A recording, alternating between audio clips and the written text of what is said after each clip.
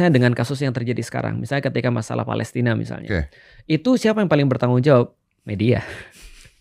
Ya kan? Iya. Karena secara etis balik lagi ya, kita Iya, nggak iya. bisa kita nggak bisa bilang secara hukum, karena secara hukum setiap redaksi berhak memilih apapun yang mau dia tayangkan ataupun yang Betul, mau dia tidak tayangkan. betul. Makanya kan mereka ketika bicara misalnya tentang BBC misalnya, mereka bilang BBC itu adalah we are not covering crime, we are cover up the crime. Covering up the crime.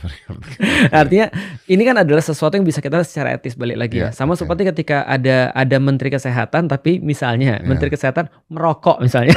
Ya, itu kan ya sebenarnya nggak salah juga, cuman kan Benar, secara etika Anda nggak pantas. benar nggak Oke, pantas. oke. Itu artinya orang tuh tidak bisa memprediksi bahwa dia akan melakukan hal itu. Oke. Nah, dari titik itulah kemudian kita bisa ngeliat Islam juga sama sebenarnya. Dan ekspektasi itu adalah sesuatu yang bagus.